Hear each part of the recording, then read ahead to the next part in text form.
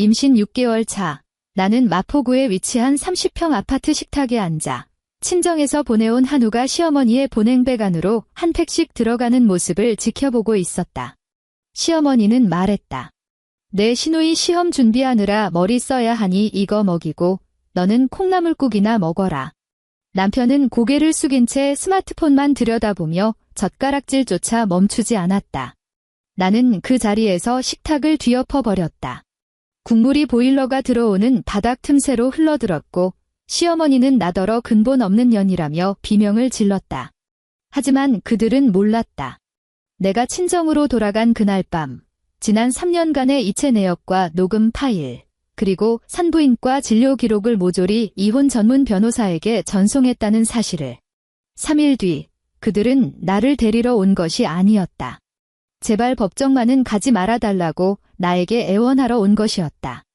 이야기를 시작하기 전에 댓글창에 여러분이 지금 어디에서 이 라디오를 듣고 계신지 남겨주세요. 그곳에 늘 행운이 가득하기를 바랍니다. 자, 이제 마음을 편안히 가지시고 제 이야기에 귀 기울여 주세요. 거실에 테이프 뜯어지는 소리가 유난히 날카롭게 울려 퍼졌다. 이수미는 현관 신발장 옆에 쭈그려 앉아 두꺼운 투명 테이프 사이에 칼날을 밀어넣고 커터칼을 쥐고 있었다. 6개월 차에 접어든 임신은 그녀의 무게중심을 완전히 바꿔놓았고 그저 쭈그려 앉는 동작 하나만으로도 허리 뒤쪽에 뻐근한 통증이 밀려왔다. 그녀는 남은 한 손으로 무릎을 짚고 숨을 한 번 들이마신 뒤 뒤로 힘껏 칼을 당겼다. 하얀 스티로폼 보온 상자가 열렸다. 가장자리를 타고 하얀 냉기가 흘러넘치더니 따뜻한 공기와 만나 원목 생마룻바닥 위로 빠르게 흩어졌다. 드라이아이스의 한기에 수민의 손끝이 움찔했지만 그녀의 시선은 이내 상자 안의 물건에 단단히 사로잡혔다. 그 안에는 진공 포장된 신선한 생고기가 두 줄로 가지런히 쌓여 있었다. 횡성 한우. 붉은색 육질이 하얀 지방 마블링과 어우러져 거의 예술작품에 가까운 마블링의 자태를 뽐내고 있었다. 팩마다 오른쪽 아래에는 금색의 특급 스티커가 붙어 있었다. 상자 뚜껑 안쪽에는 투명 테이프로 메모지 한 장이 붙어 있었는데 삐뚤빼뚤 낯익은 글씨체가 적혀 있었다. 우리 수민이 몸보신 좀 해라. 돈 아끼지 말고 많이 먹어. 엄마가. 수민의 목을 대가 꿀꺽 움직였다. 임신 중의 허기는 늘 이토록 뜬금없고 공격적으로 찾아왔다. 그녀가 손을 뻗어 차가운 플라스틱 포장 비닐에 손끝을 막 가져다 댄 순간 머릿속에서는 이미 불판에 고기가 닿으며 기름이 지글거리는 소리가 울려 퍼지는 듯 했다. 짝! 조용한 현관에 날카로운 마찰음이 터졌다. 수민의 손등에 불이 붙은 듯한 따가운 통증이 밀려왔다. 그녀는 본능적으로 손을 움츠렸고 중심을 잃은 몸이 뒤로 휘청거리다 바닥을 세게 짚고서야 간신히 넘어지는 것을 면했다. 뱃속의 아이도 엄마의 놀람을 고스란히 느꼈는지 그녀의 갈비뼈 아래를 힘껏 걷어찼다. 시어머니 조미영이 그녀의 앞에 서서 위에서 아래로 그녀를 굽어보고 있었다. 방금 손을 씻고 나온 조미영의 손가락에는 아직 물방울이 맺혀 있었다. 방금 전에 뺨을 때리듯 후려친 그 손길에는 일말의 망설임도 없었기에 수민의 하얀 손등 위로는 순식간에 붉은 손가락 자국 3개가 선명하게 떠올랐다. 어머님. 수민이 고개를 들었다. 목소리에는 본능적인 당혹감과 미세한 떨림이 묻어났다. 너 예의라는 걸 모르니? 조미영은 수민의 얼굴은 쳐다보지도 않은 채 레이더 같은 눈빛으로 보온 상자 안에 한우를 훑었다. 그 눈동자에 한순간 탐욕이 스쳤지만 이내 엄격한 시어머니의 가면 아래로 감춰졌다. 임산부가 입이 짧고 식탐을 부리면 애 버릇만 나빠져. 내가 지금 이렇게 좋은 걸 주워 먹으면 나중에 애 태어나서 입맛 까다로워지면 뭘로 감당하려고 그래? 수민은 입을 떼며 변명하려 했다. 저건 친정엄마가 경기도에서 보내주신 거예요? 말씀하시기를. 사돈어른도 참, 물건을 보낼 거면 미리 귀띔이라도 해주시지. 이 많은 고기를 냉장고에 넣으면 자리만 차지하게. 조미영은 거칠게 수민의 말을 끊어냈다. 그녀는 허리를 숙여 무릎으로 수민을 밀쳐내고는 곧장 손을 뻗어 맨 위에 있던 한우 팩 하나를 집어 들고 거실 불빛에 비추며 그 금색 스티커를 꼼꼼히 살폈다. 아니에요, 어머님. 이건 엄마가 특별히 저 먹으라고 사주신. 됐다. 조미영은 짜증스럽게 혀를 쯧 찼다. 내 배가 이제 겨우 6개월인데 너무 잘 챙겨 먹으면 태아가 커져서 난사네. 이 고기는 내가 알아서 할 테니까 넌 바닥이나 치워. 드라이아이스 바닥에 놓게 두지 말고. 나무 바닥 썩으면 내가 물어낼 거야? 이거 전셋집이야. 조미영은 한우 팩을 꽉 움켜쥔 채 주방으로 몸을 돌렸다. 수미는 바닥을 짚은 자세 그대로 시어머니의 뒷모습을 바라보았다. 손등의 붉은 자국은 화끈거렸지만 그녀를 더욱 숨막히게 하는 것은 가슴통 안에서 서서히 부풀어 오르는 묵직한 답답함이었다. 이런 일이 처음도 아니었다. 결혼 첫날부터 조미영에게는 자신만의 확고한 논리가 있었다. 이 집에 들어오는 모든 좋은 물건의 영순이는 영원히 그녀의 아들 강태호였고 이순이는 시험을 준비 중인 딸 강민지였다. 그리고 수미는 그저 기본적인 생존 수치만 유지하면 그만인 존재였다. 수미는 고개를 숙여보온 상자 안에 남은 고기들을 보았다. 그녀는 신발장을 짚고 천천히 일어섰다. 허리뼈에서 미세하게 우두둑 소리가 났다. 그녀는 드라이아이스에는 손도 대지 않은 채 하얀 안개가 조금씩 옅어지다 허공으로 사라지는 모습을 묵묵히 지켜보기만 했다. 2시간 뒤. 주방의 주방 후드가 우렁찬 모터 소리를 내며 돌아가고 있었다. 공기 중에는 도저히 무시할 수 없는 진하고 강렬한 냄새가 가득 퍼졌다. 최고급 동물성 지방이 고온에서 빠르게 녹아내리며 달궈진 불판과 반응해 만들어내는 그 고소한 냄새. 이 냄새는 마치 실체가 있는 촉수처럼 방문 틈을 타고 거실로 스며들어 수민의 콧속을 파고들며 직접적으로 위산 분비를 자극했다. 수민은 식탁 앞에 앉아 있었다. 하얀 식탁 위에는 세 벌의 스테인리스 밥그릇과 국그릇이 놓여 있었다. 그녀의 앞에는 막다 못해 맹물 같은 콩나물국 한 그릇이 놓여 있었고 국물 위로는 파 몇 조각이 떠 있을 뿐 참기름 한 방울의 흔적조차 보이지 않았다. 그 옆으로는 하얀 사기 접시 몇 개에 시큼하게 익은 묵은지와 테두리가 거뭇하게 탄 두부 부침 한 접시가 놓여 있었다. 고기는 없었다. 고기 부스러기 하나조차 보이지 않았다. 주방에서 풍기는 고기 냄새가 점점 짙어지자 수미는 위장 속에서 무언가 울컥거리는 것을 느꼈다. 신물이 식도를 타고 올라오려 해서 그녀는 옆에 둔 물컵을 들어 차가운 물을 크게 한 모금 마시며 억눌러야 했다. 현관에서 도어록이 열리는 소리가 났다. 강태호가 초겨울에 찬 공기가 묻은 코트를 벗으며 문을 밀고 들어와 큼지막하게 숨을 들이마셨다. 엄마, 무슨 고기를 굽길래 냄새가 이렇게 좋아요? 태호는 실내화로 갈아 신고는 곧장 식탁으로 다가와 앉으며 셔츠 위쪽 단추 2개를 풀었다. 그는 식탁 위의 반찬들을 힐끗 보더니 미간을 살짝 찌푸렸지만 이내 표정을 풀었다. 조미영이 주방에서 걸어 나왔다. 그녀의 손에 들린 것은 구운 고기가 담긴 접시가 아니라 짙은 남색 보냉백이었다. 그녀는 조리대 위에 보냉백을 올려놓고 지퍼를 꼼꼼히 확인한 뒤 찌익 소리를 내며 지퍼를 끝에서 끝까지 단단히 채웠다.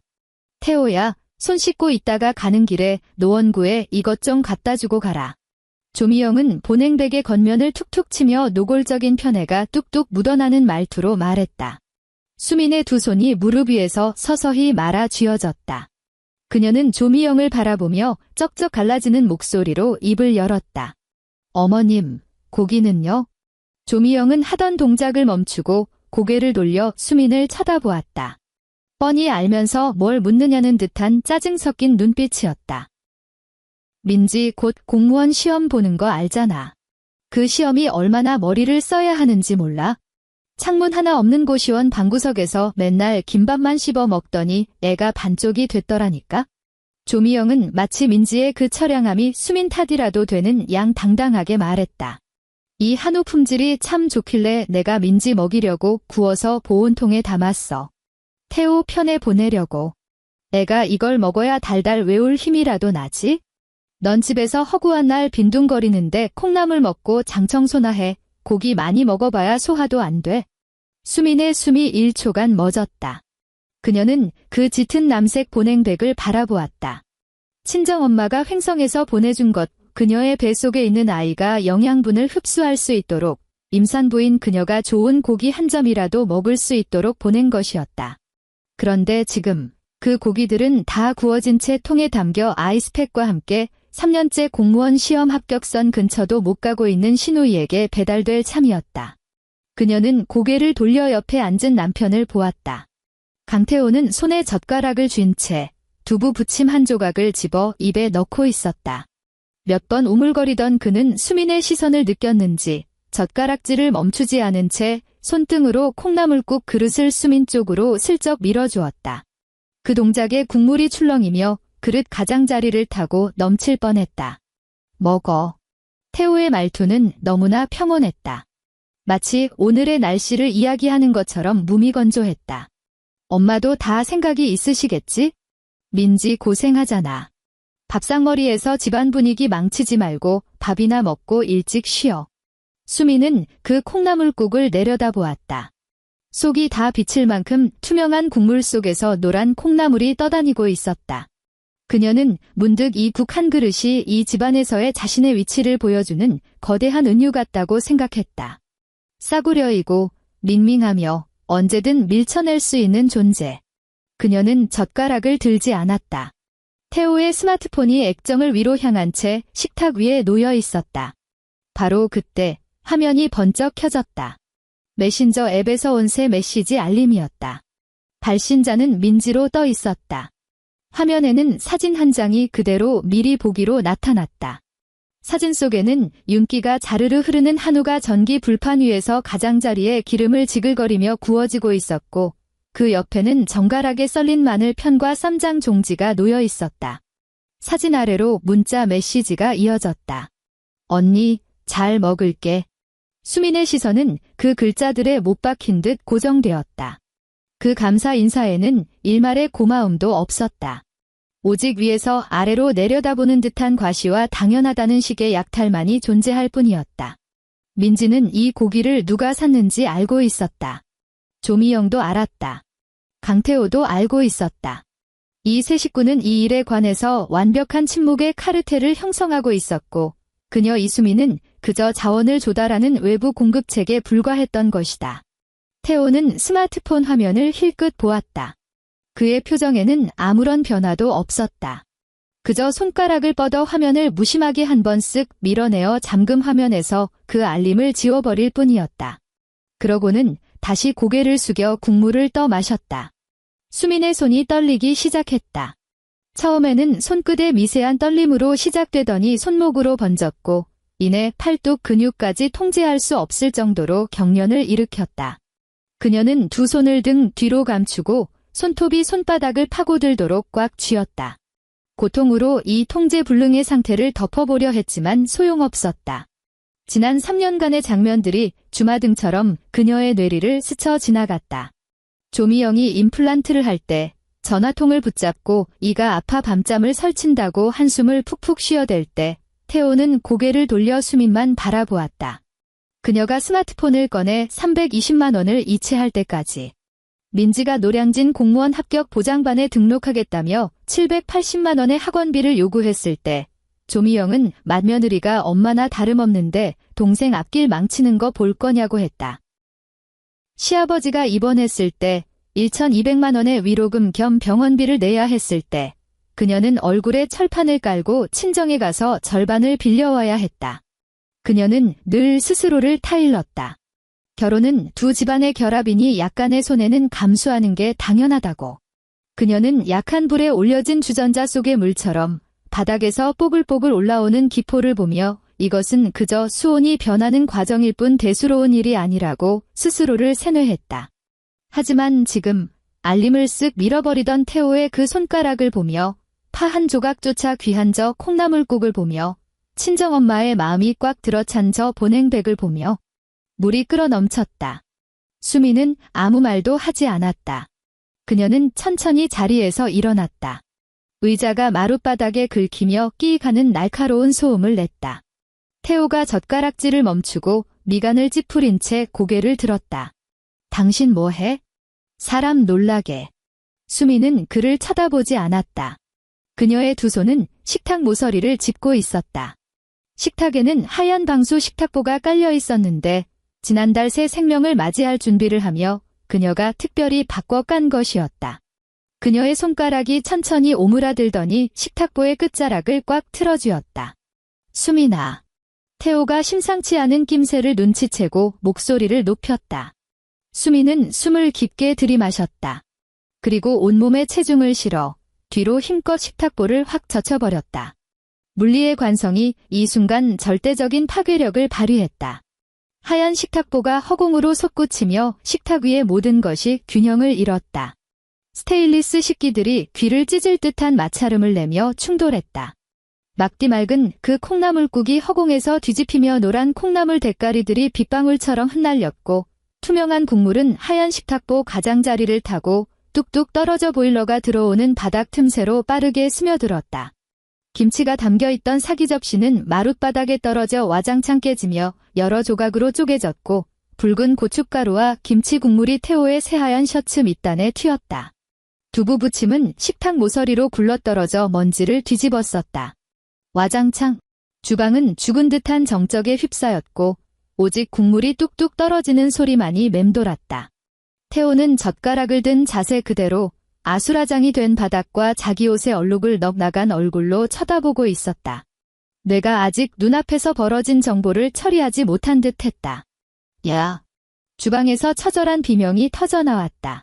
꼬리를 밟힌 고양이처럼 조미영이 튀어나왔다. 그녀는 바닥에 널브러진 사기 조각과 음식물들을 보더니 눈알이 튀어나올 듯 부릅떴다. 그녀의 얼굴은 순식간에 시뻘겋게 달아올랐고 분노로 목선의 핏줄이 툭 붉어져 나왔다. 너 미쳤어. 이 미친년아. 조미영이 포효했다. 고막을 찢을 듯 날카로운 목소리였다. 그녀는 주변을 두리번거리다 싱크대 옆에 있던 젖은 행주를 확 집어들었다. 평소 가스레인지 기름때를 닦던 용도라 기름때와 주방 세제가 뒤섞인 것이었다. 조미영은 행주를 쥔 손을 치켜들고 수민의 얼굴을 향해 매섭게 후려치려 했다. 이 버르장머리 없는 년, 오늘 내가 내 친정엄마를 대신해서 아주 사람을 만들어주마. 행주가 바람을 가르며 날아들었다. 수민은 피하지 않았다. 그녀의 눈빛은 무서울 정도로 차분했다. 마치 우스꽝스러운 코미디 쇼를 연기하는 낯선 사람을 구경하는 듯했다. 행주가 떨어지기 1초 전, 그녀의 왼손은 이미 주머니에서 스마트폰을 꺼내들어 엄지손가락으로 화면 중앙의 빨간색 녹음 버튼을 정확히 누른 상태였다. 화면의 빨간색 타이머 숫자가 깜빡이기 시작했다. 0분 1초. 수민은 분노로 일그러진 조미영의 얼굴을 쳐다보며 비정상적일 만큼 또렷하고 차분하게 심지어 일말의 냉혹함마저 감도는 목소리로 한 글자 한 글자 또박또박 내뱉었다. 임신 6개월 차 임산부가 식사를 제한받고 있습니다. 조미영의 손이 허공에서 멈칫했다. 쉰내가 진동하는 그 젖은 행주는 수민의 코끝에서 불과 5cm도 떨어지지 않은 곳에 있었다. 구정물이 행주 끝을 타고 뚝뚝 떨어져 수민의 발등을 적셨다. 조미영은 그 말 속에 담긴 어떤 차가운 논리에 제압당한 듯했다. 그녀는 평생 이 집안에서 고함과 폭력으로 권위를 세우는 데 익숙했지만 늘 순종적이기만 하던 며느리가 지금 이 순간 마치 법정에서 증거를 진술하는 듯한 말투로 말하는 이유를 뇌가 도무지 이해하지 못하고 있었다. 너 지금 무슨 헛소리를 짓거리는 거야? 조미영의 목소리는 한풀 꺾였지만 여전히 기세를 잃지 않으려 발악하고 있었다. 수민은 그녀를 상대하지 않았다. 그녀는 녹음 정지 버튼을 누르고 파일을 저장했다. 그리고 바닥의 난장판을 넘어 곧장 안방으로 향했다. 안방에는 불이 켜져 있지 않았다. 수민은 불을 켜지 않았다. 거실에서 새어들어오는 불빛에 의지해 옷장 꼭대기에서 검은색 20인치 캐리어를 끌어내렸다. 그녀는 옷을 개지 않고 그저 인부복 몇 벌과 속옷, 세면도구를 마구잡이로 쑤셔 넣었다. 이 모든 과정은 3분을 채 넘기지 않았다. 조용한 안방에서 지퍼가 잠기는 소리가 유난히 단호하게 울렸다. 그녀는 캐리어를 끌고 안방을 나섰다. 태호는 여전히 식탁 옆에 선 채 바닥의 잔해를 내려다보며 자신이 이 상황에서 어떤 역할을 맡아야 할지 정하지 못한 듯했다. 수민의 손에 들린 캐리어를 본 순간 그의 얼굴 표정은 마침내 당혹감에서 짜증으로 바뀌었다. 어디 가려는 거야? 오밤중에 무슨 억지야? 태호가 현관으로 가는 길을 가로막았다. 고기 한 점 때문에 이래? 집안을 이렇게 박살내놓고 엄마 심장 안 좋으신 거 몰라? 수미는 눈앞의 남자를 바라보았다. 평생 기댈 수 있을 거라 믿었던 남자.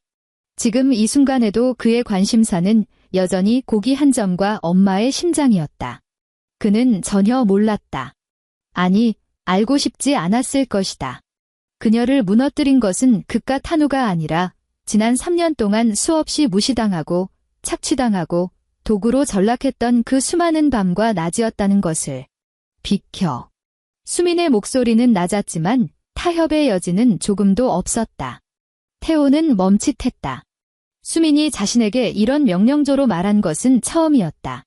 그는 무의식적으로 몸을 살짝 비켰다. 수민은 캐리어를 끌고 현관으로 갔다. 굽없는 단화로 갈아 신었다. 그녀의 손이 문손잡이에 닿는 순간 등 뒤에서 다급한 발소리가 들려왔다. 조미영이 주방 수납장에서 굵은 소금을 한 움큼 쥐고 나와 마치 역병의 근원을 쫓아내듯 수민의 등짝을 향해 힘껏 내던졌다. 한국의 전통적인 관념에서 소금을 뿌린다는 것은 악기나 재수 없는 인간을 내쫓는 가장 극단적인 행위였다. 하얗고 거친 소금 알갱이들이 허공으로 흩어지며 차가운 우박처럼 쏟아졌다. 소금이 수민의 면양말에 부딪히며 자잘하고 날카로운 사각거리는 소리를 냈다. 더 많은 소금 알갱이가 캐리어의 플라스틱 바퀴 위로 떨어져 틈새에 끼어들었다. 꺼져. 이 문 밖으로 나가면 다신 돌아올 생각 마. 재수 없는 년. 조미영이 등 뒤에서 악을 쓰며 저주를 퍼부었다. 수민은 일말의 주저함도 없이 도어록 버튼을 누르고 문을 열었다. 삑, 띠리릭. 문이 열렸다. 그녀는 캐리어를 끌고 밖으로 나섰다. 바퀴가 바닥에 굵은 소금을 지식이며 우두둑 부서지는 소리를 냈다. 복도의 센서 등이 켜졌다. 수미는 엘리베이터 앞으로 다가가 하행 버튼을 눌렀다. 등 뒤의 현관문은 닫히지 않았다. 태호가 슬리퍼 차림으로 뒤쫓아 나왔다. 그는 엘리베이터 앞에서 걸음을 멈추고 굳게 닫힌 옆집 현관문을 힐끗 보더니 목소리를 한껏 낮추며 체면을 차리려는 다급함과 책망이 뒤섞인 투로 말했다. 수민아, 너 제정신이야? 만삭 다 돼서 친정으로 가버리면 남들이 우리 집을 어떻게 보겠어? 이웃들이 뭐라고 수군거리겠냐고. 철딱서니 없이 굴지 말고 빨리 들어가서 엄마한테 사과해. 그럼 이 일은 없던 걸로 쳐줄 테니까. 엘리베이터가 띵하는 맑은 소리를 내며 금속 문을 양쪽으로 열었다. 수미는 캐리어를 끌고 안으로 들어갔다. 그녀는 몸을 돌려 엘리베이터 밖에 서 있는 남편을 마주 보았다. 태호는 그녀가 예전처럼 다투고 난 뒤에 늘 그랬듯 고개를 숙이며 미안해. 내가 너무 감정적이었어라고 말한 뒤 얌전히 자신을 따라 집에 들어오기를 기다리고 있었다. 하지만 수미는 그저 조용히 그를 바라볼 뿐이었다. 그녀의 시선은 태호의 어깨 너머 바닥에 소금 알갱이가 널브러진 그 현관 문틀을 향해 있었다. 그녀는 문득 그 모든 것이 견딜 수 없이 우스꽝스럽게 느껴졌다. 남들이 그쪽 집안을 어떻게 보냐고? 수민이 마침내 입을 열었다. 그녀의 입꼬리에 아주 미세한 곡선이 그려졌다. 곧 아주 잘 알게 될 거야. 태호는 그 말의 의미를 이해하지 못했다. 그가 입을 벌리며 무언가 더 말하려 했다. 엘리베이터 문이 천천히 닫히기 시작했다. 수미는 열린 버튼을 누르지 않았다. 그녀는 그저 가만히 서서 두 짝의 금속 문 사이로 태호의 얼굴이 점점 좁아지다 완전히 사라지는 것을 지켜보았다. 엘리베이터가 내려가기 시작했다. 무중력감에 위장이 살짝 뒤틀렸다. 그녀는 엘리베이터의 차가운 금속 벽에 기대어 자신의 구두 코를 내려다보았다. 거기에는 아직 하얀 굵은 소금 몇 알이 묻어 있었다. 그녀는 발을 들어 바닥에 쓱쓱 문질러 그 소금 알갱이들을 털어냈다. 1시간 뒤 경기도 고양시. 수미는 지문으로 친정 아파트 현관문을 열었다. 집안은 고요했고 거실에는 노르스름한 스탠드 조명 하나만 켜져 있었다. 친정엄마 이혜자는 기척을 듣고 침실에서 겉옷을 걸치며 걸어 나왔다. 캐리어를 든 채 창백하게 질린 딸의 얼굴을 보고도 이혜자는 놀란 기색을 보이지 않았다. 여느 한국 엄마들처럼 너희 부부 싸웠니? 빨리 돌아가서 시어머니께 빌어라며 호들갑을 떨지도 않았다. 그녀는 그저 빠른 걸음으로 다가와 수민의 손에서 캐리어를 받아 한쪽에 놓아두었다. 그리고 따뜻한 손바닥으로 수민의 차가운 뺨을 쓸어내렸다. 배고프지? 이혜자가 나지막이 물었다. 수민의 눈시울이 그 순간 왈칵 시큰해졌지만 그녀는 눈을 질끈 감으며 그 나약한 생리적 반응을 꾹 삼켰다. 그녀가 고개를 끄덕였다. 이혜자는 몸을 돌려 주방으로 향했다. 10분도 채 지나지 않아 거실장 옆에 자그마한 접이식 밥상이 펴졌다. 상 위에는 콩나물국이 없었다. 그 대신 김이 모락모락 나는 흑미밥 한 공기와 뽀얗고 진하게 우러난 사골 국물이 듬뿍 담긴 대접이 놓여 있었다. 국물 위로는 아주 얇게 저민 쇠고기 몇 점과 파릇파릇한 파가 동동 떠 있었다. 그 옆에는 분홍색 임산부 수첩이 놓여 있었다. 수민이 지난번 친정에 왔을 때 깜빡 두고 간 것이었다. 먹어. 뜨거우니까 천천히. 이혜자는 수민에게 숟가락을 쥐어주고는 옆에 앉아 아무것도 묻지 않았다. 수민은 숟가락을 들었다. 국물을 한 모금 떠 마셨다. 오랜 시간 푹 고아낸 사골에서 우러나온 진한 지방과 단백질이 적당한 온기를 품은 채 그녀의 텅 빈 위장 속으로 미끄러져 들어갔다. 그 충만한 포만감의 분노로 밤새 팽팽하게 곤두서 있던 근육들이 마침내 스르르 풀려내렸다. 그녀는 한 숟갈, 두 숟갈 쉼없이 국물을 떠 마셨고 금세 대접 바닥이 드러났다. 숟가락을 내려놓은 뒤 수미는 설거지하러 가지 않았다. 그녀는 코트 주머니에서 스마트폰을 꺼내 은행 앱을 켰다. 얼굴 인식이 필요했다. 화면에서 뿜어져 나온 미세한 빛이 그녀의 차분한 얼굴을 비추었다. 잠금 해제 완료. 그녀는 거래 내역을 누르고 조회 기간을 지난 3년으로 설정했다. 이혜자는 옆에 가만히 앉았다리 하는 양을 지켜보며 여전히 아무런 말도 꺼내지 않았다. 수미는 거실장 아래 서랍에서 볼펜 한 자루와 낡은 수첩 하나를 꺼냈다. 빈 페이지를 펼쳤다. 화면 위로 이체 내역들이 쉴 새 없이 굴러 올라갔다. 이체 기록 하나하나가 마치 선명한 따귀 자국처럼 이 결혼 생활에서 그녀가 어떻게 길들여져 왔는지를 증명하고 있었다. 그녀는 옮겨 적기 시작했다. 펜초기 종이 위를 사각거리며 긁었다. 2021년 4월 조미영 치과 임플란트 비용 이체 금액 320만 원. 수미는 기억했다. 그달 그녀는 원래 임산부 전용 복대와 질 좋은 전자파 차단복을 몇 벌 살 계획이었지만 결국 인터넷에서 가장 저렴한 할인 상품 2벌을 사는 것으로 만족해야 했다. 2022년 8월 강민지 노량진 공무원 학원비 이체 금액 780만 원. 그때 태호는 민지가 공무원 시험에 합격하면 온 가족이 호강할 거라고 말했다.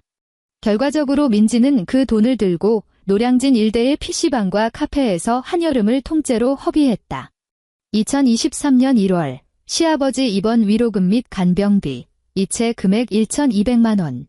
이 돈은 그녀가 고개를 푹 숙인 채 지금 엄마가 앉아있는 이 자리에 앉아 친정엄마에게 빌려간 돈이었다. 당시 태호의 월급 통장은 조미영이 가게 지출을 통합 관리한다는 명목으로 이미 절반을 압수한 상태였고 집 전세 대출 이자는 매달 꼬박꼬박 빠져나가고 있었다. 수민의 손목에 힘이 들어갔다. 숫자 뒤에 붙는 0의 개수가 점점 늘어났다. 마침내 그녀는 그 기나긴 숫자들 맨 밑에 굵직한 밑줄을 쫙 그었다. 이 자잘하게 피를 빨아먹은 내역들 외에도 가장 덩치가 큰 장부가 하나 더 있었다. 2년 전 결혼할 때 마포구 공덕동 아파트의 전세 보증금. 총 3억 원이었다. 강씨 집안에서 1억 8천만 원을 냈고 나머지는 소들 깨고 철을 팔아도 모을 수 없는 돈이었다. 수민의 부모님이 노후 자금으로 모아둔 적금을 깨어 그 1억 2천만 원을 채워 넣었다. 하지만 부동산 계약서에는 오직 강태호 한 사람의 이름만 올라가 있었다. 수민은 종이 위를 빼곡히 채운 숫자들을 내려다보았다. 총합 1억 4천만 원이 훌쩍 넘는 금액.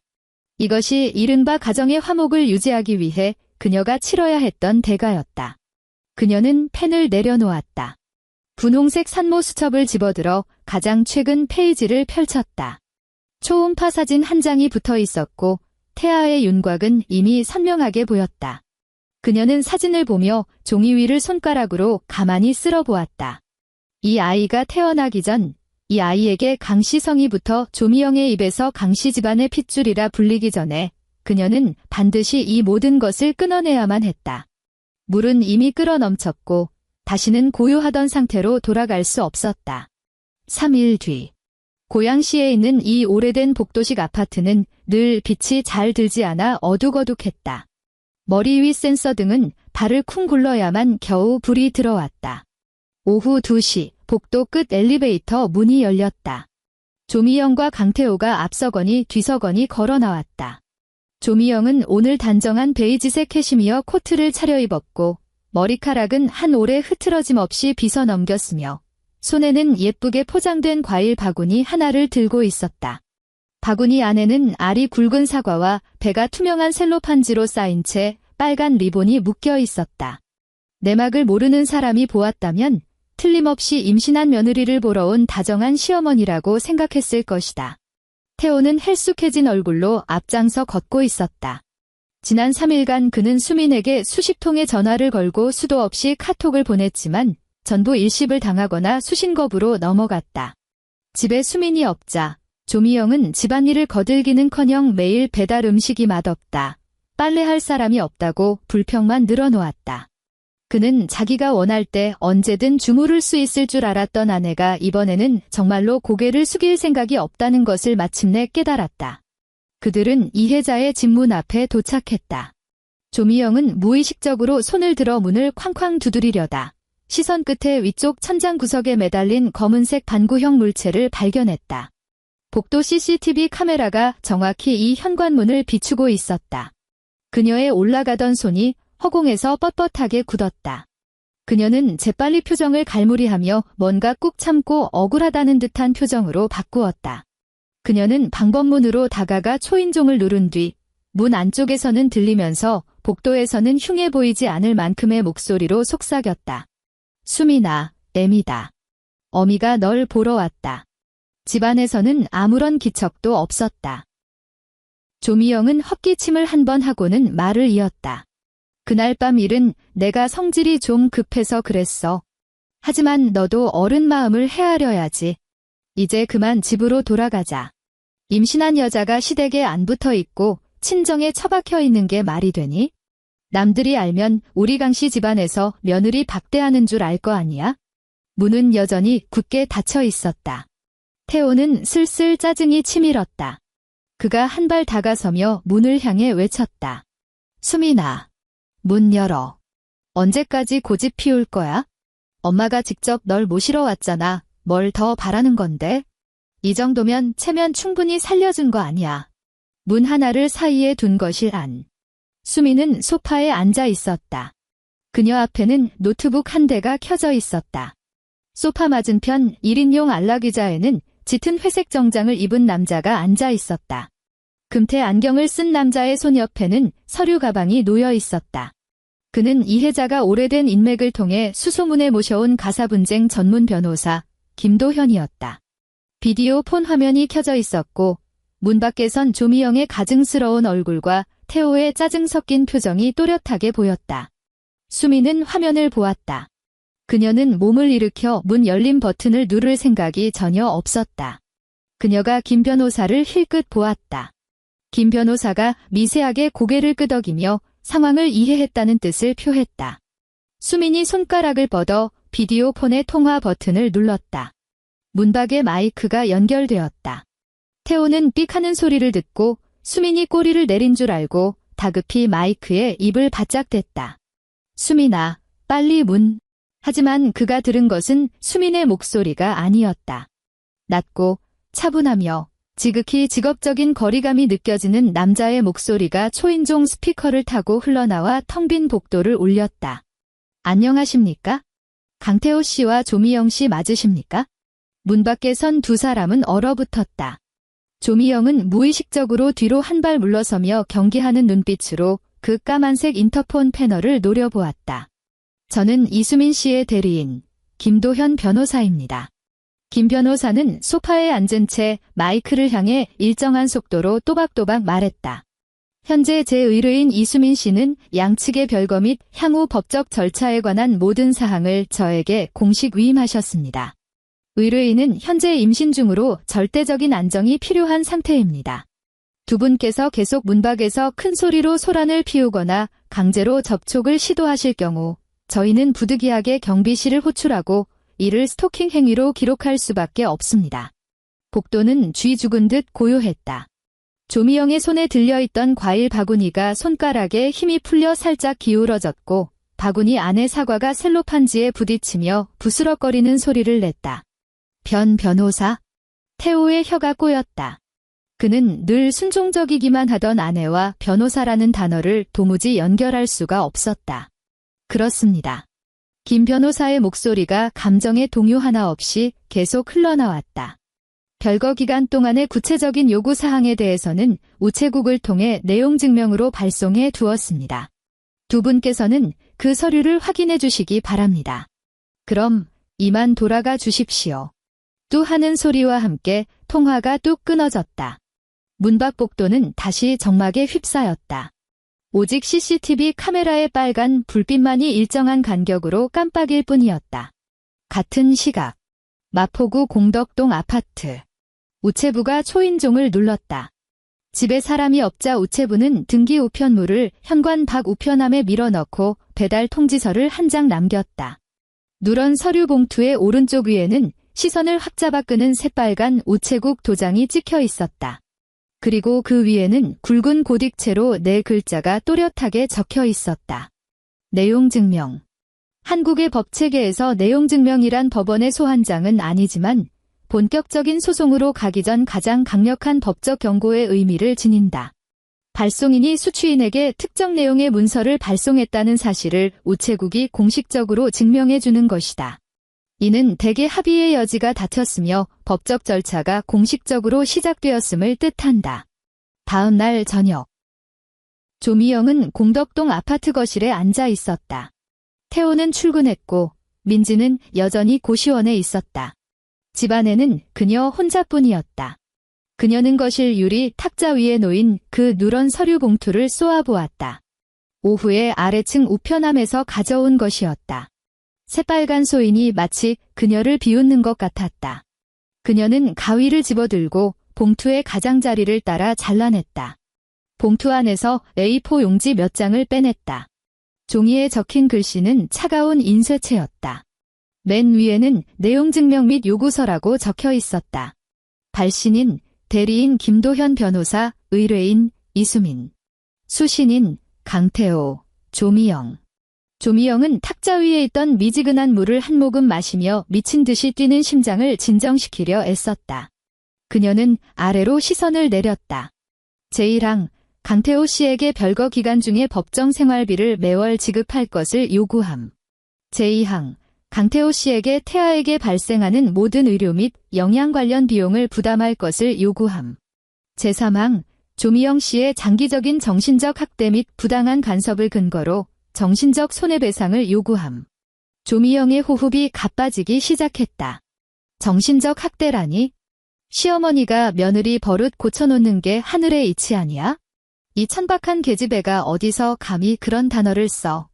하지만 그녀의 시선이 맨 마지막 항목에 닿았을 때 그녀의 동공이 미친 듯이 수축했다.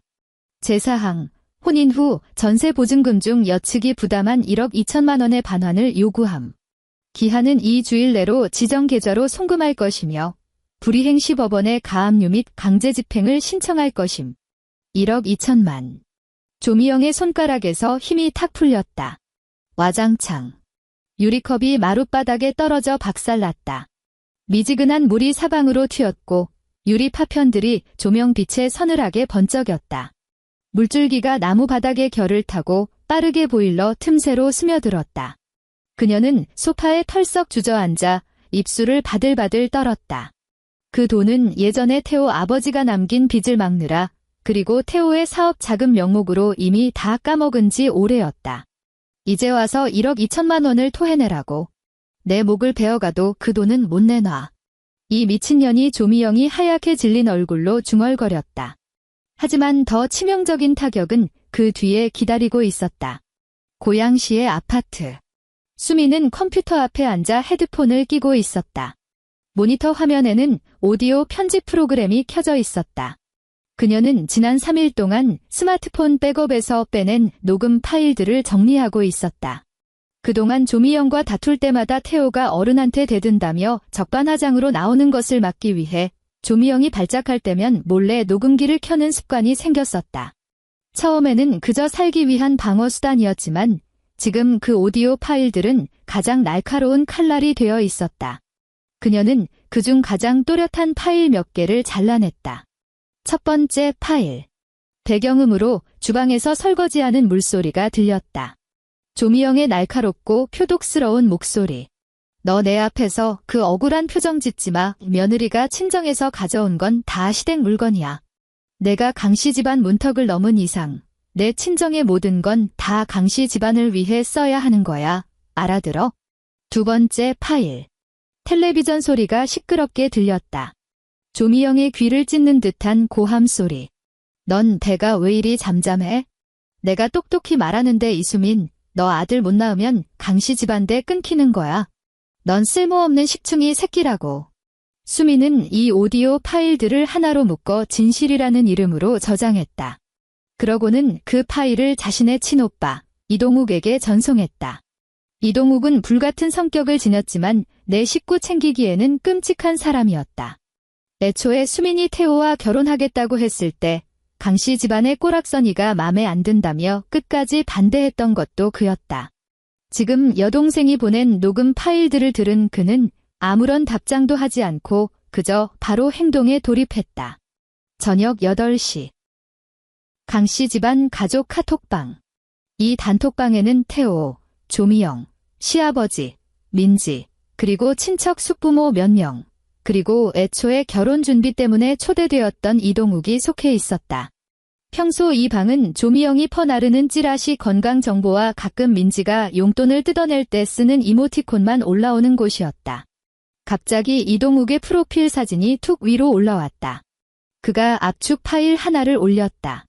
파일명, 조미영 여사님의 일상 훈화 말씀. 곧이어 텍스트 메시지가 한 줄 올라왔다. 어르신들, 안녕하십니까? 최근 집안에 오해가 좀 생겼다 들었습니다. 이건 저희 수민이가 강씨 집안에서 3년 동안 받은 교육의 기록입니다. 친정 식구로서 이 강씨 집안의 훌륭한 가풍을 다른 친척분들도 함께 공유하셔야 할 것 같아 올립니다. 만약 이 녹음을 들으시고도 아무런 문제가 없다고 생각하신다면 법정에서 뵙겠습니다. 전송 완료. 수민은 스마트폰을 쥔 채 카톡방 화면을 노려보았다. 파일이 올라간 순간 메시지 옆에 노란색 숫자 7이 떴다. 7명이 읽지 않았다는 뜻이었다. 10초도 지나지 않아 그 숫자가 꿈틀거리기 시작했다. 7이 6으로 바뀌었다. 6이 4로 바뀌었다. 4가 1로 바뀌었다. 이내 노란색 숫자는 완전히 사라졌다. 톡방에 있는 모든 사람이 그 녹음 파일을 눌러 들었다는 뜻이었다. 체면과 집안 꼴을 목숨처럼 여기는 한국 사회에서 고부간의 사적인 폭언을 온 집안 식구들 앞에 까발린다는 것은 그야말로 집안 사당 한가운데에 폭탄을 투척한 것이나 다름없었다. 카톡방은 무덤처럼 고요했다. 아무도 메시지를 올리지 않았다. 상황을 무마하려는 이도 없었다. 평소 이모티콘을 남발하던 민지조차 쥐도 새도 모르게 사라진 듯했다. 시간이 1분, 2분 흘렀다. 화면의 백라이트 불빛이 그 끔찍한 정적 속에서 유난히 눈을 찔렀다. 수미는 그 텅 빈 채팅창을 고요히 바라보았다. 그녀의 손가락은 스마트폰 옆면의 전원 버튼 위에 머물러 있었다. 엄지손가락에 가볍게 힘이 들어가며 버튼이 눌렸다. 화면이 까맣게 꺼졌다. 이수미는 스마트폰을 거실 탁자 위에 엎어놓았다. 3일 뒤 오전, 양재동 서울가정법원. 11월에 칼바람이 누렇게 말라붙은 은행잎을 휩쓸며 양재동의 널찍한 대로를 질주했다. 수미는 김 변호사의 차에서 내려 코트깃을 꽉 여몄다. 임신 6개월의 배는 그녀의 발걸음을 한없이 무겁게 만들었고 뻐근한 요통이 척추를 타고 스멀스멀 기어 올라왔다. 그녀는 손등으로 허리 뒤를 짚고 고개를 들어 눈앞에 거대한 회백색 건물을 올려다보았다. 서울가정법원 로비는 숨막히는 웅성거림으로 가득 차 있었다. 한때 한 이불을 덮고 자던 수많은 남녀가 이곳에서 남남이 되어 혹은 철천지원수가 되어 마주치고 있었다. 공기 중에는 싸구려 자판기 커피에 쓴 내와 잉크가 번진 서류 뭉치 냄새, 그리고 형용할 수 없는 초조함이 뒤엉켜 있었다. 김 변호사가 앞장서 걸었고 그의 손에는 증거자료가 꽉 찬 검은색 서류 가방이 들려 있었다. 수미는 그의 뒤를 따라 보안 검색대를 통과해 3층 조정실 복도로 향했다. 복도의 조명은 창백할 정도로 차가운 LED 불빛이었고 바닥에 깔린 베이지색 폴리싱 타일에 반사되어 눈을 찔렀다. 긴 나무 의자에는 조정을 기다리는 사람들이 삼삼오오 앉아 있었는데 대부분 서로 차가운 거리를 유지하고 있었다. 조정 시작까지 15분 남았습니다. 김 변호사가 손목시계를 쳐다보며 수민에게 고개를 돌렸다. 저쪽 의자에 앉아 잠시 대기하시죠. 전에 말씀드린 원칙, 기억하시죠? 상대가 무슨 말을 하든 직접 응대하실 필요 없습니다. 모든 교섭은 제가 알아서 하겠습니다. 수민이 고개를 끄덕이고 차갑고 딱딱한 나무 의자에 막 엉덩이를 붙인 순간 복도 끝 엘리베이터에서 띵하는 맑은 소리가 울렸다. 조미영과 강태호가 걸어 나왔다. 조미영은 오늘 작정하고 꾸민 듯 했다.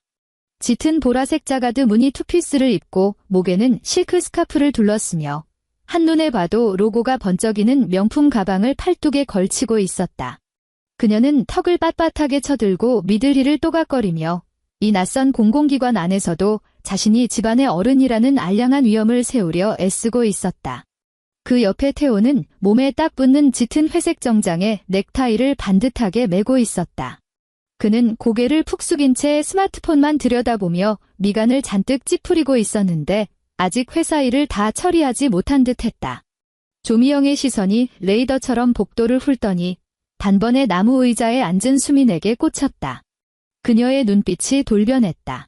분노와 경멸, 그리고 감히 내 권위에 도전했다는 복잡한 감정이 뒤섞인 눈빛이었다.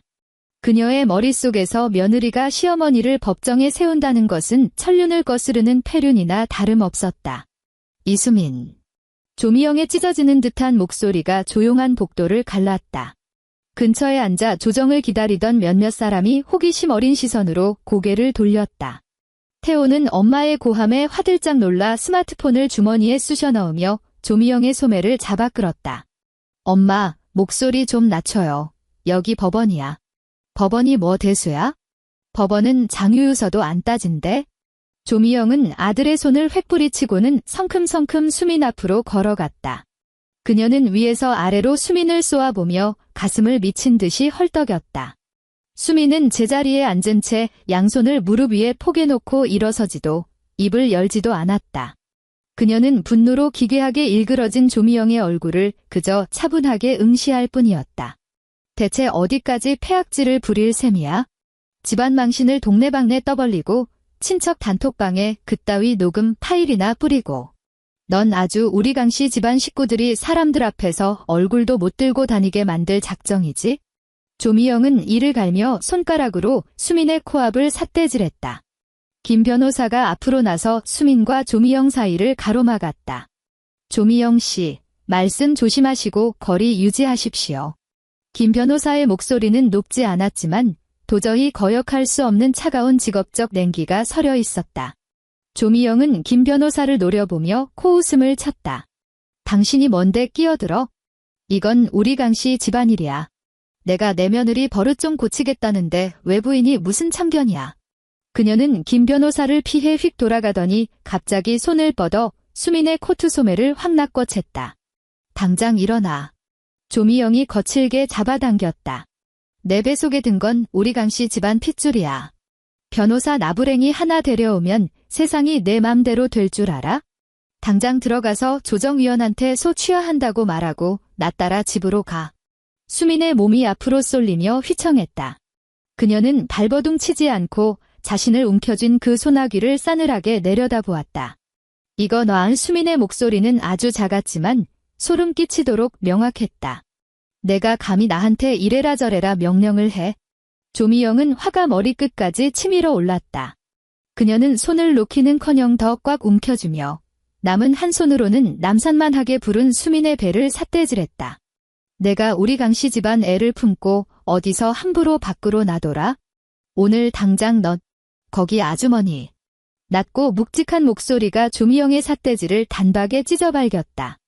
짙은 남색 제복을 입은 법정 경위 2명이 빠른 걸음으로 다가오고 있었다. 앞장선 건장한 체격의 경위 허리춤에서는 무전기가 치지직거리는 소리를 냈다. 그는 조미영 앞으로 성큼 다가와 감정 따위는 일절 섞이지 않은 공권력의 말투로 경고했다. 여기는 법원 조정 구역입니다. 당장 손 놓으시고 뒤로 2발짝 물러서십시오. 여기서 계속 큰 소리로 소란을 피우고 물리적 접촉을 시도하시면 관련 법규에 따라 강제 퇴거 조치하겠습니다. 조미영은 얼어붙었다. 그녀의 손은 여전히 수민의 옷소매를 잡고 있었지만 손가락의 힘은 이미 자신도 모르게 탁 풀려버린 상태였다. 그녀가 고개를 돌려 눈앞에 덩치 큰 경위를 올려다보고는 주위를 쓱 둘러보았다. 남의 일에 관심 없던 구경꾼들이 이제는 막장 드라마 보듯 그녀를 조롱하는 눈빛으로 쳐다보고 있었다. 이곳은 아무도 그녀가 시어머니인지 윗사람인지 신경 쓰지 않았다.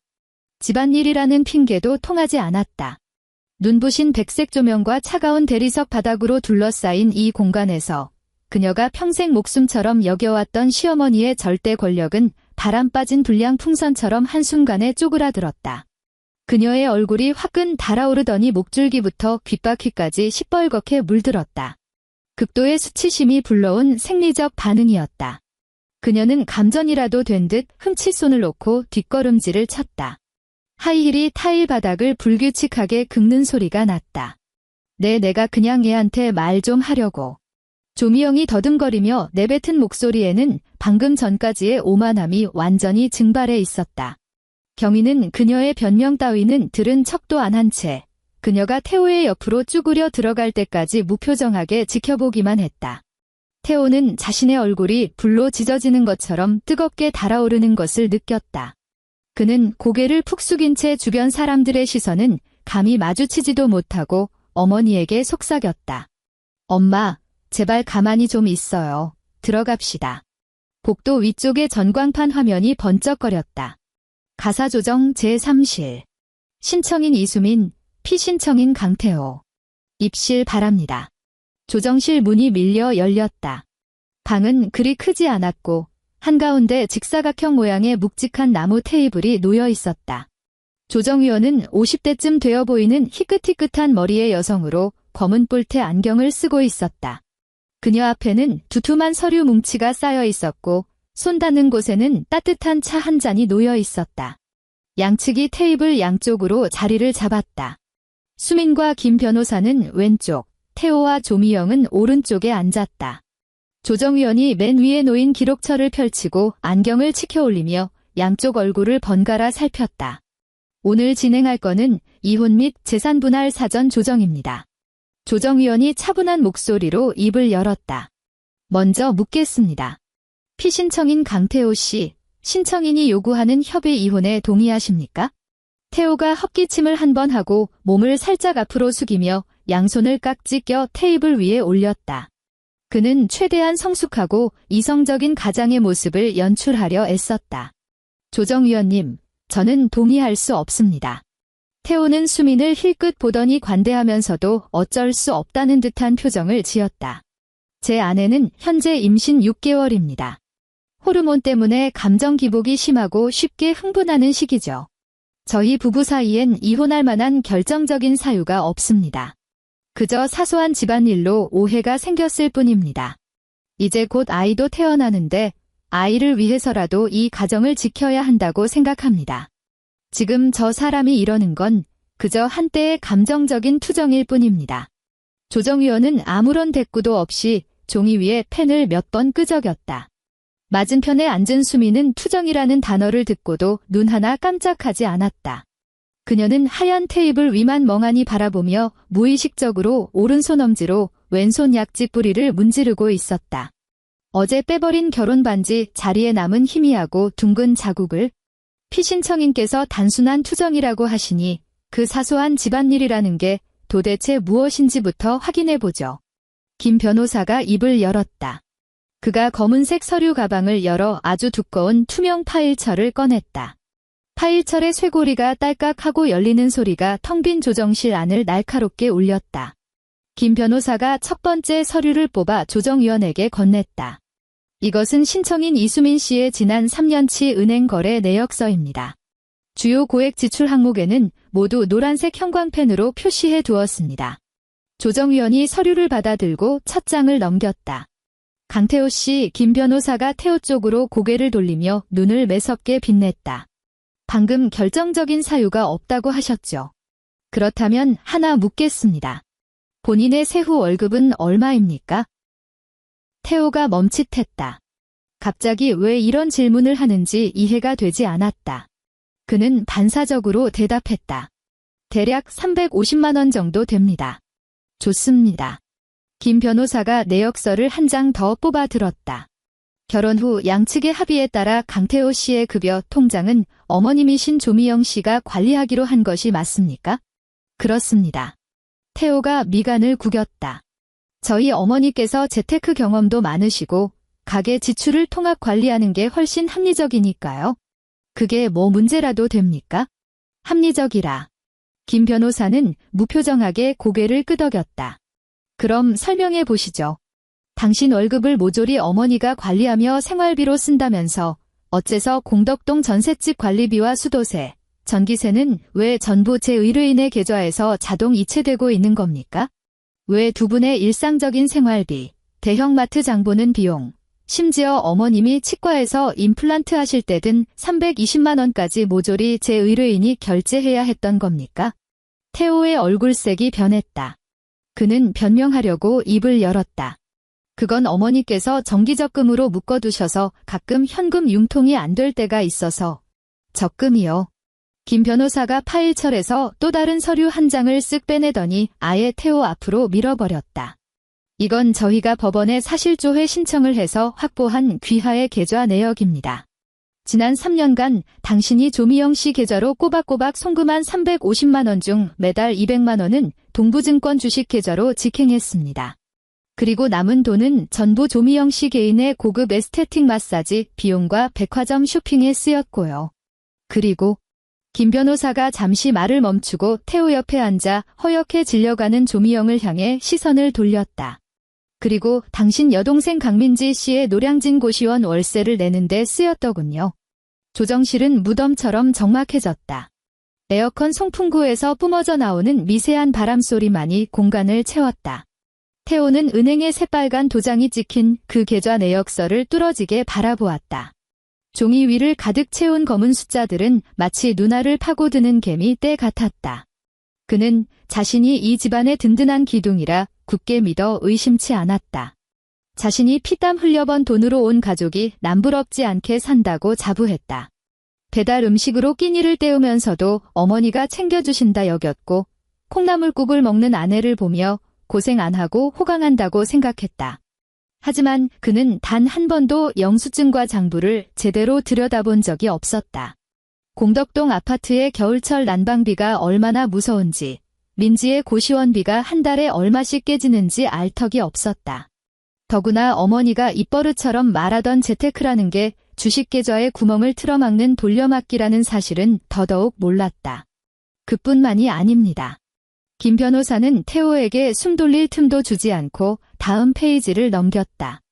결혼 2년 차에 당신 아버지가 병원에 입원하셨을 때 나온 병원비와 간병비, 총 1,200만 원 그 돈을 어머님께서는 집에 현금 흐름이 막혔다는 핑계로 제 의뢰인에게 친정에서 빌려오라고 종용하셨습니다. 당시 송금 내역과 양측의 카톡 대화 캡처본이 모두 여기 있습니다. 조정위원이 종이를 넘기는 미세한 소리조차 태호의 신경을 칼날처럼 저면했다. 태호가 천천히 고개를 돌려 자신의 어머니를 쳐다보았다. 조미영은 아들의 시선을 회피했다. 그녀는 탁자 위에 놓인 찻잔만 노려보며 두 손으로 명품 가방의 손잡이를 손가락 관절이 하얗게 질릴 정도로 꽉 움켜쥐고 있었다. 엄마 태호의 목소리가 쩍쩍 갈라져 나왔다. 그 돈다. 뭘 쳐다봐. 조미영이 꼬리 밟힌 쥐처럼 꽥소리를 내질렀다. 그녀는 큰 목소리로 자신의 찔림을 덮으려 발악했다. 내가 내 어미다. 내가 뼈 빠지게 고생해서 널 키워놨는데 내 돈 좀 쓰는 게 뭐 대수라고. 걔도 우리 집 며느리로 들어왔으면 집안 살림 보태는 게 당연한 거 아니야? 그깟 돈 몇 푼 가지고 벌벌 떠는 게 우릴 한 식구로 안 본다는 증거지. 조미영 씨 조정위원이 안경 너머로 그녀를 노려보며 차갑게 쏘아붙였다. 여긴 법원입니다. 천륜이니 가족이니 하는 구시대적 감성파리로 명백한 재무적 사실을 흐리지 마십시오. 지금 우리가 다루는 건 혼인 기간 중 발생한 재산의 실질적 이동 경로입니다. 조미영은 조정위원의 그 싸늘한 눈빛 한 방에 더 쏟아내려던 말을 도로 삼켰다. 하지만 그녀의 가슴팍은 여전히 미친 듯이 오르락내리락했다. 태호는 고개를 푹 숙인 채 반짝이는 구두 코끝에 묻은 아주 작은 흠집만 노려보았다. 등줄기를 타고 흘러내린 식은땀이 셔츠를 적셔 피부에 들러붙는 것이 느껴졌다. 그는 문득 이 냉랭한 조정실 안에서 명백한 숫자들 앞에 까발려진 자신의 알량한 가장의 자존심과 장남의 책임감이라는 것이 얼마나 철저히 박살난 코미디인지 깨달았다. 자기는 대들보가 아니었다. 그저 어미의 꼭두각시이자 어미가 아내의 피를 빨아먹도록 방조한 공범일 뿐이었다. 지금까지 말씀드린 항목들은 일단 혼인 기간 중 공동 지출에 대한 다툼 정도로 남겨두죠. 김 변호사가 파일처를 덮으며 탁탁 둔탁한 소리를 냈다. 이제 핵심 요구 사항으로 넘어가겠습니다. 그제야 줄곧 입을 꾹 다물고 있던 수민이 고개를 들었다. 그녀의 시선이 테이블을 넘어 정확히 태호의 두 눈동자에 꽂혔다. 내 조건은 아주 간단해. 수민의 목소리엔 미동조차 없었다. 마치 남의 일이라도 이야기하듯 고요했다. 태호가 고개를 들었다. 그의 눈빛엔 자기도 모르게 애원하는 빛이 서려 있었다. 첫째, 협의 이혼. 둘째, 아이가 태어난 후 친권 및 성씨 결정권 분쟁 포기. 아이는 내 성씨인 이 씨를 따를 것. 셋째, 별거 기간 동안의 생활비 및 향후 양육비 선지급. 수민이 한 글자씩 또박또박 씹어 뱉었다. 말도 안 되는 소리. 조미영이 다시 테이블을 쾅 치며 벌떡 일어났다. 그녀는 수민의 배를 가리켰다. 그건 우리 강씨 집안 핏줄이야. 어떻게 내 성을 따라? 동네방네 사람들이 우리 강씨 집안 등골 빼먹는다고 손가락질하게 만들 참이야? 수민은 조미영의 헛소리엔 아랑곳하지 않은 채 태호를 빤히 쳐다보며 최후의 일격을 날렸다. 넷째, 기한은 2주일. 공덕동 전세 보증금 중 우리 부모님이 보태신 1억 2천만 원. 한 푼도 빠짐없이 돌려내. 1억 2천만 원.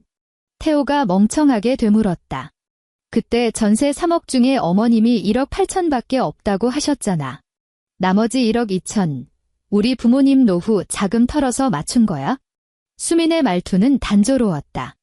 송금할 때 빌려주는 돈이라고 메모까지 명확하게 적혀 있어.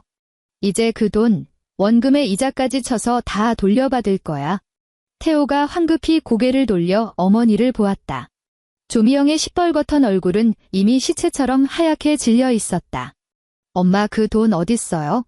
태호가 떨리는 목소리로 물었다. 조미영은 입술만 바들바들 떨 뿐 아무런 대답도 하지 못했다.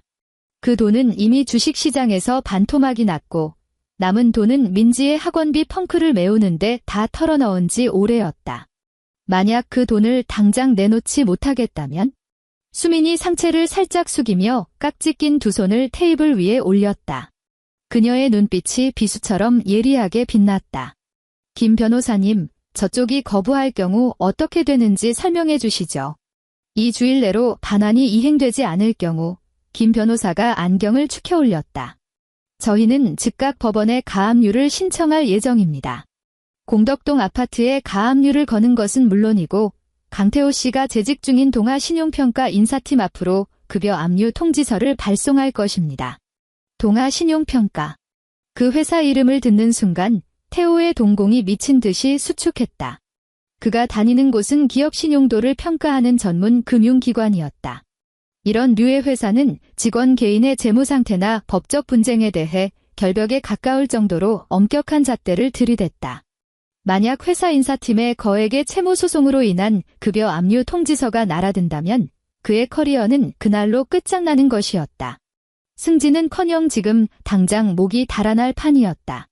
수미는 그의 급소가 어디인지 너무나도 잘 알고 있었다. 너 지금 협박하는 거야? 태호의 목소리가 벌벌 떨렸다. 그는 3년을 함께 살았던 눈앞의 아내가 갑자기 등골이 서늘할 정도로 낯선 괴물처럼 느껴졌다.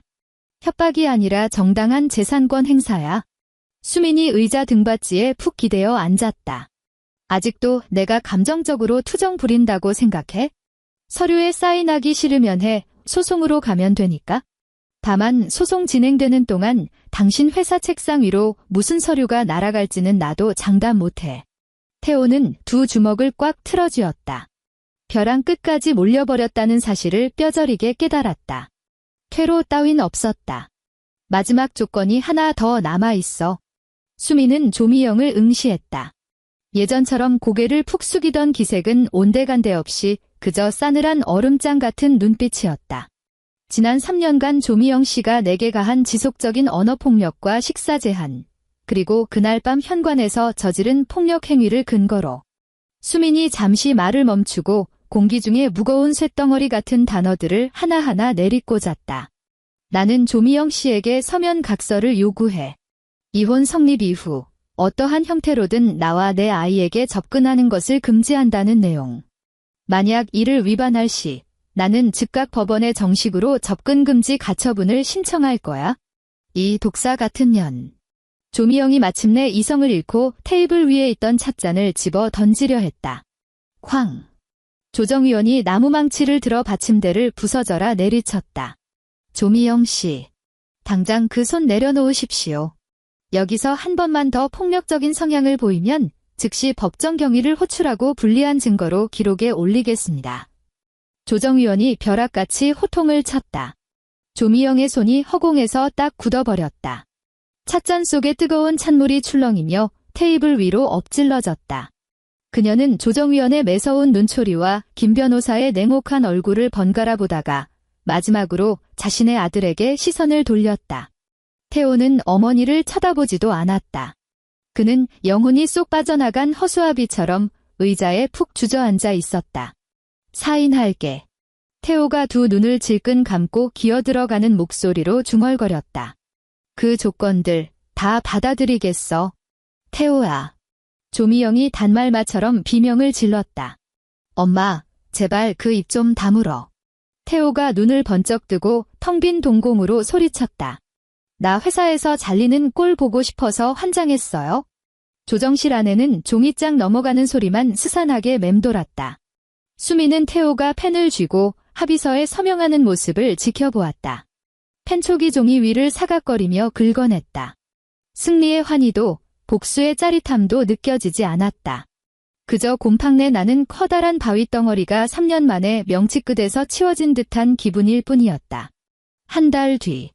경기도 고양시 새로 지어진 아파트 단지. 수미는 비닐봉지를 한 손에 든 채 단지 안에 한적한 가로수 길을 걷고 있었다. 앙상한 나뭇가지를 통과한 겨울 햇살이 바닥에 부서져 내렸고 공기는 서늘하면서도 상쾌했다. 서울 한복판의 숨막히는 소음도 공덕동의 그 비좁고 답답한 아파트의 공기도 이곳엔 없었다. 강씨 집안은 태호의 밥줄을 지키기 위해 결국 솥단지까지 부수고 이율이 높은 신용대출까지 끌어다 1억 2천만 원의 전세 보증금을 토해냈다. 거기에 위자료 명목의 정신적 손해배상금까지 더해져 수민의 계좌로 입금되었다. 수민은 그 돈으로 고양시에 방 2개짜리 이 아파트를 얻었다. 친정집에서 걸어서 10분도 채 걸리지 않는 거리였다.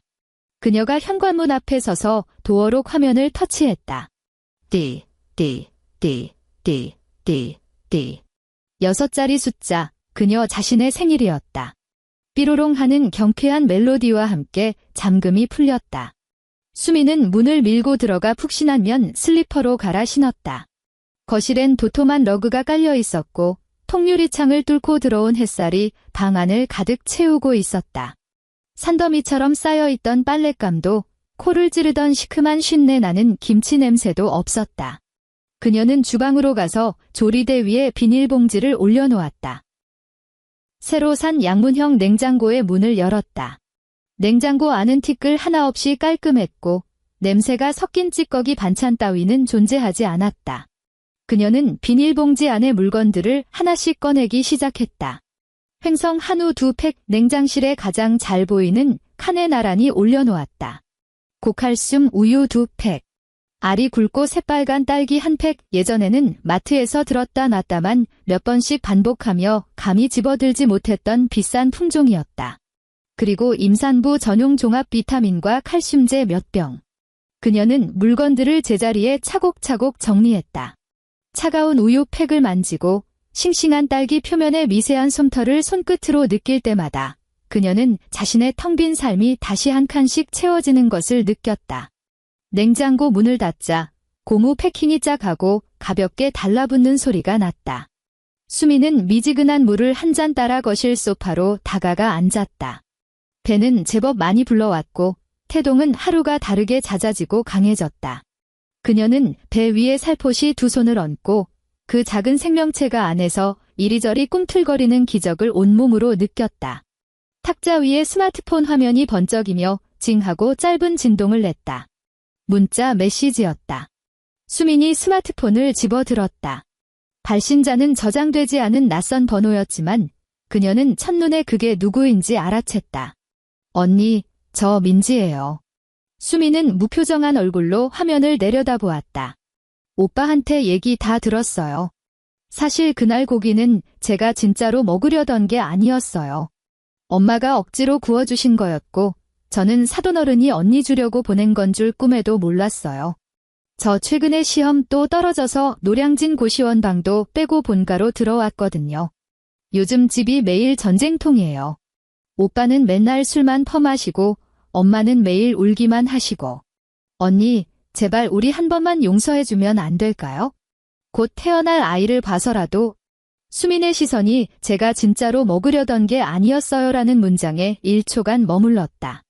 그녀의 머릿속에 그날 밤 민지가 태호에게 보냈던 그 사진 한 장과 오만하게 깔아내리던 언니, 잘 먹을게라는 텍스트가 스쳐 지나갔다. 인간 본성의 가장 역겨운 위선은 자기 밥줄이 끊기고 나서야 과거의 탐욕을 불쌍함이라는 포장지로 덮으려 든다는 것이다.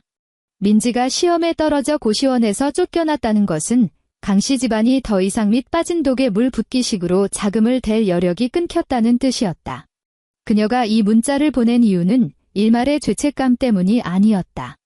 그저 아무 때나 돈을 빼다 쓸 수 있었던 만만한 ATM 기계가 사라져버렸다는 것을 뒤늦게 깨달았기 때문이었다. 수미는 답장하지 않았다. 그녀는 화면 오른쪽 위에 메뉴 버튼을 누르고 수신 차단 목록에 추가를 터치했다. 시스템에서 확인 메시지를 띄웠다. 이 번호를 수신 차단 목록에 추가하시겠습니까? 이후 이 번호에서 오는 전화 및 메시지를 받을 수 없습니다. 수민의 엄지손가락은 일말의 주저함도 없이 확인 버튼을 눌렀다. 수신 차단 목록에 추가되었습니다. 화면 하단에 회색 안내 문구가 떴다가 이내 스르르 사라졌다. 수민이 전원 버튼을 누르자 화면이 까맣게 꺼지며 그녀의 차분한 얼굴이 비쳤다. 그녀는 통유리창 밖으로 시선을 돌렸다. 멀리 보이는 한강 물결이 겨울의 저녁노를 받아 귤색으로 반짝였고 하늘은 맑고 투명한 저녁놀로 물들어 있었다. 그녀가 숨을 깊이 들이마시자 폐부로 밀려드는 공기가 그 어느 때보다 상쾌하게 느껴졌다. 같은 시각 서울 마포구 공덕동. 조미영은 종량제 쓰레기 봉투 하나를 달랑달랑 들고 아파트 엘리베이터에 탔다. 헝클어진 머리카락에서는 예전에 그 빈틈없이 세팅된 우아함 따위는 찾아볼 수 없었다.